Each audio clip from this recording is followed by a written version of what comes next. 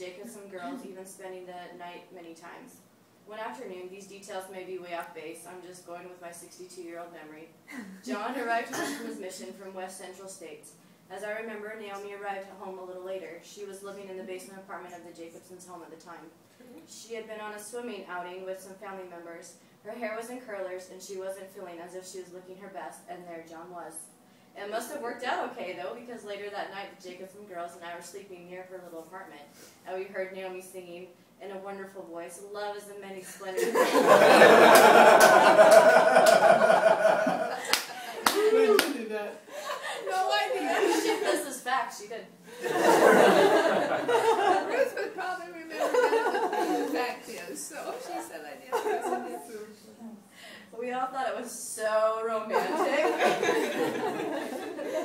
Some days, maybe weeks later, John and Naomi made the trip to Pioche. They shared their wedding plans with my parents. I went along for the ride to return home.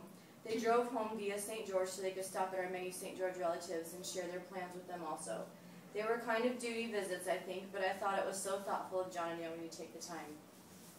In no time at all, Naomi and John were getting married July 22nd, 1961. They were married in the temple in St. George. I'm not sure where Alice, Paul, and I waited. I remember very well how beautiful Naomi looked that night for the reception. I especially remember how wonderful her veil and veil headpiece looked, framing her face. And John, my, how handsome he was. As we drove down to the... Handsome. Handsome he was.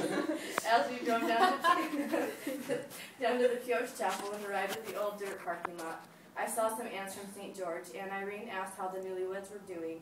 I said that Naomi must have been either excited or nervous because she said that she had almost brushed her teeth with lotion, I think, instead of toothpaste. I thought that was funny. I'm sure Of course she did. I felt very important sitting at the guest book in my purple and white checkered skirt and blouse. I'm not sure why I wore those colors. The reception color was a beautiful sage green. Sage green. Maybe not sage, that's just what I remember. After the Pioche reception, we all traveled to Provo for a gigantic reception there. I'm not sure of the time sequence, maybe a week later. I remember the caterer served, among other things, frappe. I thought that was so uptown. After the wedding, Naomi and John moved into a very nice basement apartment in Orem. As soon as possible, I visited them there, went to church with them, and checked out the boys in their ward. I can't lie, Alice did too.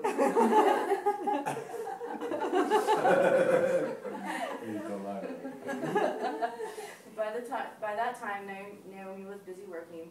John was busy studying, working, and being involved in student activities, but it seemed like they always had time for us, Alice, Paul, and I.